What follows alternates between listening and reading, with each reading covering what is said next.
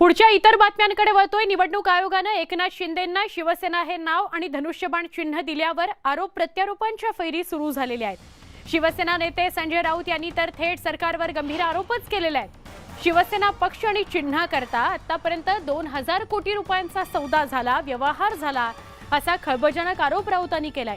किती मोठं डील झालं आहे हे समजून घ्यायचं असेल तर 100 ऑडिटर्स लावावे लागतील। जो निर्णय आला आहे तो न्याय नाही, तो फक्त एक सौदा आहे असा आरोप संजय राऊतांनी केलाय। तसंच भविष्यात दिल्लीतले लोक आणखी किती गोष्टी विकत घेणार आहेत आणि त्या घेतल्याही जातील असा दावा त्यांनी केलाय। जो पक्ष आणि जो नेता शाखा प्रमुख आणि नगरसेवकांना विकत घेण्यासाठी 50-50 लाख रुपये देतात, आमदारांना विकत घेण्यासाठी 50 कोटी आणि खासदारांना विकत घ्यायला 100 कोटी देतात, तो पक्ष शिवसेना हे नाव आणि चिन्ह विकत घेण्यासाठी किती मोठा सौदा करून बसला असेल। आतापर्यंत चिन्ह आणि शिवसेना हे नाव विकत घेतलं गेलं, हा न्याय नाही आहे।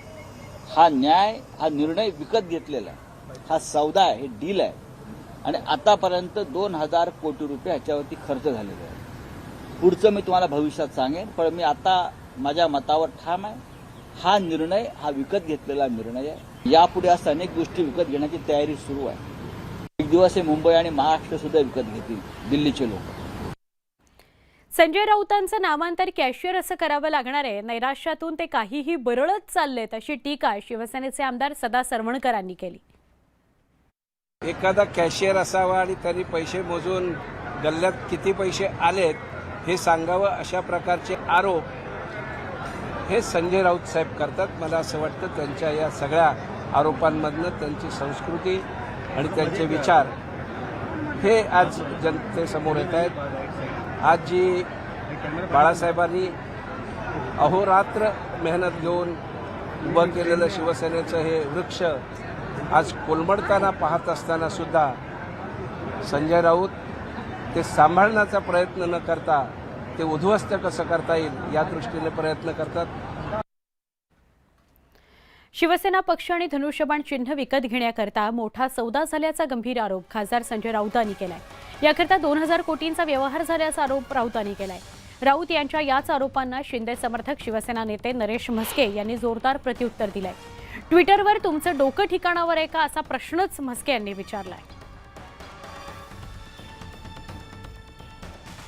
नरेश म्हस्केंनी ट्विट केलंय आणि तुमचं डोकं ठिकाणावर आहे का असा प्रश्न संजय राऊतांना विचारलेला आहे। संजय राऊतांनी शिवसेना आणि धनुष्यबाणासाठी 2000 कोटींचा सौदा झाला असा आरोप केलेला होता, त्यावर त्यांनी हे ट्विट केलेलं आहे। नरेश म्हस्केंचं ट्विट,